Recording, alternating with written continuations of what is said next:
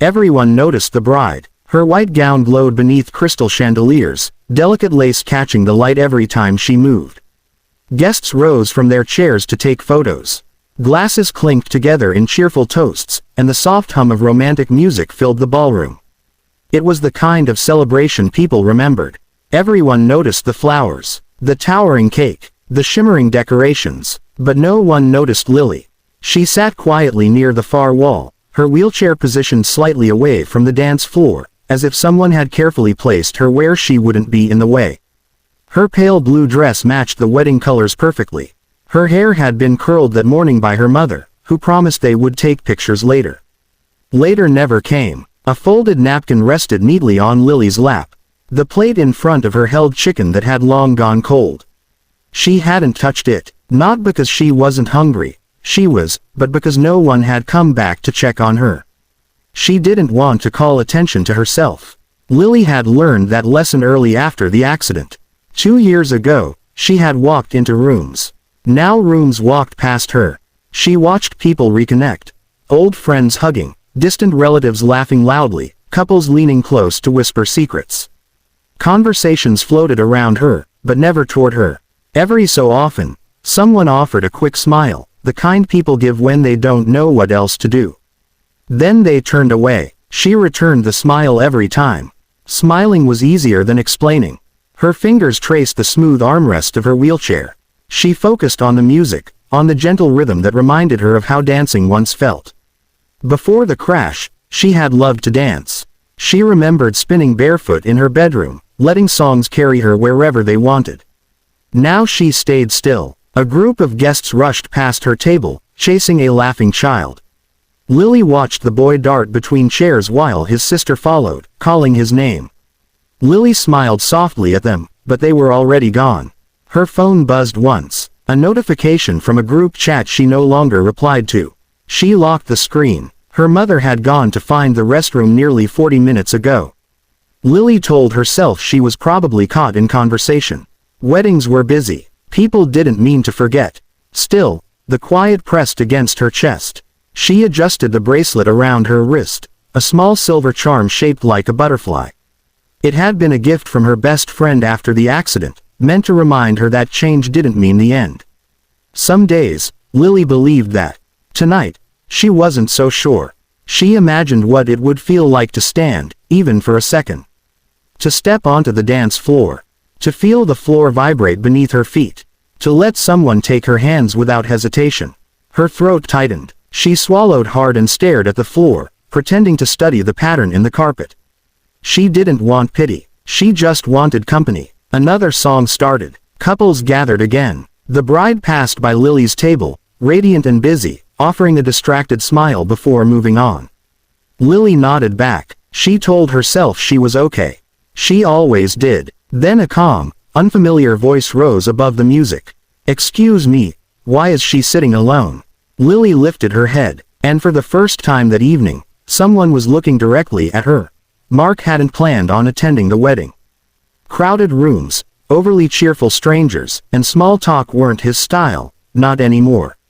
Since becoming a single father, he had perfected the art of attending events only when absolutely necessary. But his sister insisted, promising that his 8-year-old son, Ethan, could come too. So here he was, standing awkwardly near the entrance of a ballroom. Bursting with laughter and color. The aroma of roasted chicken and vanilla cake mixed with floral scents, almost making him nostalgic for a time when weddings had felt magical instead of exhausting. He scanned the room, looking for Ethan, who had already darted off toward the dessert table, chattering excitedly with other children. And then Mark saw her. She was near the far wall, her wheelchair angled slightly away from the center of the room. Her pale blue dress matched the table linens. Her hands rested gently on the armrests, her fingers curled around them almost instinctively. She wasn't laughing. She wasn't talking. She was alone. Something inside Mark tightened. He watched a few guests pass by, exchanging polite smiles or glances, yet none stopped. No one approached her. Their eyes slid past her as if she were part of the background. No one asked if she wanted a drink or a seat closer to the dance floor. "Why is she sitting alone?" he murmured, almost to himself. Then louder, To a nearby server, he repeated the question, "Excuse me, why is that young woman sitting by herself?" The server hesitated, glancing toward Lily. "Oh, I'm not sure. I think she's family." Mark nodded. He didn't care about the explanation. He only cared that she was alone. That someone, anyone, was overlooking her presence, as if her world didn't matter. He walked toward her, his shoes clicking softly against the polished floor. "Hi," he said gently, crouching slightly so he could meet her at eye level. "I'm Mark. Is anyone sitting with you?" Lily startled. She wasn't used to strangers speaking directly to her, especially not strangers who weren't awkward or pitying. She shook her head softly. "Not right now." "Well," Mark said, smiling warmly, "mind if I fix that?" Her lips curved in a hesitant smile. "Sure." He moved her chair closer to the center of the room, careful with every turn. "There," he said, "now you can see the dance floor. Much better, don't you think?" Lily nodded, gripping the chair lightly. "Thank you. Most people just ignore me." Mark's chest tightened again. He didn't need to respond. His actions said enough. He stayed nearby, making small talk at first, about the music, the decorations, the chaos of weddings. Slowly, she relaxed, her shoulders dropping, her voice gaining warmth as she laughed softly at his dry jokes. Just then, Ethan returned, chocolate smeared across his cheeks, a grin stretching from ear to ear. "Hi, do you like cake?" the boy asked, eyes sparkling. Lily laughed, a sound that seemed to light up the corner of the room. "I love cake," she said. Mark noticed her shoulders relax. He noticed the tension in her jaw soften. He realized she hadn't felt seen tonight, not truly, until now. As the slow music began to play, Mark asked gently, "Would you like to go closer to the dance floor?" Her eyes widened. "Really?" "Of course," he said, and began guiding her wheelchair toward the music. For the first time all night, Lily wasn't on the edge. She wasn't an invisible guest. She was part of the celebration. And Mark, watching her smile, knew he had done something more than bring a chair closer to the dance floor. He had given her attention, presence, recognition, a small, quiet revolution in a room full of people who hadn't noticed her before. The music shifted. The soft strains of a slow song filled the ballroom, wrapping the guests in a gentle warmth. Couples naturally gravitated toward the dance floor, hands intertwined, bodies swaying as if the world had melted away. Lily watched them, her hands resting lightly on the armrests of her wheelchair, her heart a quiet rhythm of longing and fear. She hadn't danced in over 2 years. Not since the accident, not since the wheelchair became part of her life.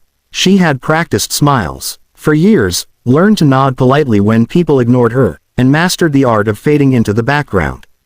But watching others dance now, she felt something stirring, a mixture of hope, sorrow, and a tiny spark of daring. Mark, standing beside her, noticed the subtle shift.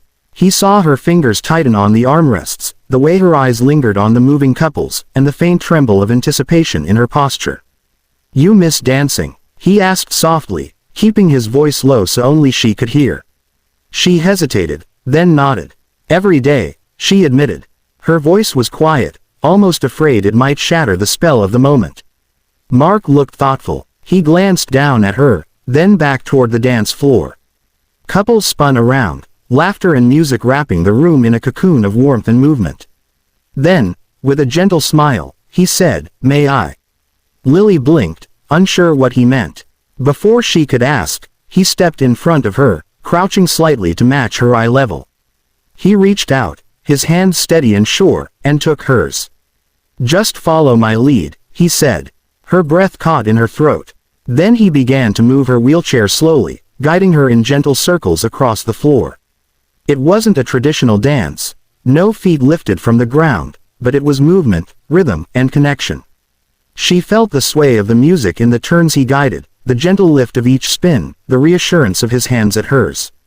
It was enough. Lily's chest tightened. Her eyes filled with tears. Tears of joy, of relief, of something she hadn't allowed herself to feel in years. She laughed softly, a sound that caught in the ears of nearby guests and drew curious glances. "Look at her," whispered one guest. "She's smiling." Mark smiled, his own chest swelling quietly. "See, you can still dance." Lily's laughter grew. She leaned slightly toward him, trusting the rhythm he offered. For 3 minutes, the room melted away. She wasn't the girl in the wheelchair. She wasn't the invisible guest. She was just Lily, a woman moving, laughing, alive. Around them, whispers began to ripple through the room. Phones appeared in hands, quick snapshots taken, some guests approaching with soft smiles of apology and admiration. But Lily barely noticed. She was lost in the music, in the moment, in the rare sensation of being truly seen. The song ended, but the spell lingered. Applause erupted, echoing off the walls. Guests clapped and cheered, some stepping forward to offer congratulations. Lily wiped her eyes, still trembling slightly, her lips curved into a smile that felt like it might never fade. Mark crouched beside her wheelchair, letting go of her hands but keeping his presence steady. "Everyone deserves to feel seen," he said softly. Her mother appeared, tears streaming down her cheeks, guilt written in every line of her face. "I'm so sorry, baby, I didn't realize you were sitting here alone." Lily shook her head, her smile unwavering. "It's okay, Mom, I'm okay now." Even the bride arrived, her hands wringing in nervous apology. Lily simply shook her head again, a quiet strength in her gaze. "You don't understand," Lily whispered to Mark, once they were alone again near the edge of the dance floor. Tonight you reminded me I still matter." Mark's smile softened, a mix of humility and warmth. "I just asked a question," he said. "But I'm glad it meant something." For the first time in years, Lily felt that maybe, just maybe, her life wasn't defined by what she had lost. It could also be defined by what she still could feel, still could experience, still could share. And all of it had started with a single question: why is she sitting alone? The wedding had ended weeks ago, but the echo of that night lingered for Lily. She still remembered the soft music, the gentle sway of the wheelchair in Mark's hands, and the warmth of being truly seen for the first time in years. That moment had sparked something she hadn't felt in a long time: hope. Mark hadn't expected anything to come of it. He had simply noticed her sitting alone and asked a simple question. But Lily's response had been unexpected. She had sent a short, polite text the next day: "Thank you again for noticing me." Then another text a week later: "Coffee? I'd like to talk more." Mark smiled when he read it. He replied immediately, arranging a meeting at a small cafe near the park. He hadn't realized how much he needed it, too: someone to see beyond the surface, someone to connect with genuinely. When they met, Ethan bounded forward, excitement in his small frame. "Lily," he exclaimed, almost tackling her with a hug. Lily laughed, steady and warm, and lifted him into a gentle embrace. She had always loved children, and Ethan's energy was infectious. Mark watched them with quiet gratitude. They settled at a small table with steaming mugs of coffee and chocolate milk for Ethan. Conversation flowed easily, unlike the stilted, polite exchanges she had endured at the wedding. They talked about books, favorite foods, small quirks, and even silly childhood stories. Mark laughed often, a sound he hadn't allowed himself to enjoy so freely in a long time. Weeks passed, and their meetings became more frequent. They went to parks, museums, and even small community events.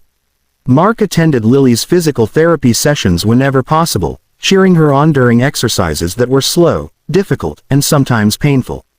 Lily's determination surprised him, but it also inspired him. "You're stronger than you realize," Mark said one day, as she carefully navigated parallel bars during a therapy session. "I'm just trying," she replied, a shy smile tugging at her lips. "No," Mark said firmly. "You're doing it, and I'm proud of you." Ethan cheered loudly from the sidelines. "Go, Lily, you got this." Slowly, Lily's world expanded. She joined a local art group, painting landscapes and abstract pieces that reflected her feelings, some bright, some somber. She started sharing her art online, finding a small community of supporters who celebrated her creativity. She laughed more freely, spoke more confidently, and even began considering opportunities she had once thought impossible. One evening, Mark and Lily walked along the riverbank, lanterns glowing in the distance. Ethan ran ahead, chasing a firefly with glee. Lily stopped for a moment, watching him, then turned to Mark. "You know," she said softly, "if you hadn't asked that question at the wedding, I don't know if I would have." started noticing life again. Mark took her hand gently, letting their fingers intertwine. Sometimes, he said, it just takes one person to see you. Everything else follows after that. Lily squeezed his hand, a sense of peace settling over her. For the first time in years, she felt that she had a place in the world, not defined by her limitations, but by her choices, her courage, and the people who truly saw her. Months later, she stood tall, literally, at her physical therapy session, supported by parallel bars. Sweat dripped down her forehead, but her smile was unstoppable. Mark and Ethan clapped, their cheers echoing in the small room. "You're amazing," Mark said, voice full of pride. "I couldn't have done it without you," Lily replied. Mark shook his head with a grin. "You did it. I just asked a question." Lily laughed, a full, bright sound. A question that changed everything. The past was no longer a chain holding her back. It was a reminder of what she had overcome. And the future was full of possibility. Moments to dance, to laugh, to be seen, and to live fully. All because one single dad had asked, with genuine curiosity and care, "Why is she alone?" And for Lily, that simple question had opened the door to a world she thought she had lost forever.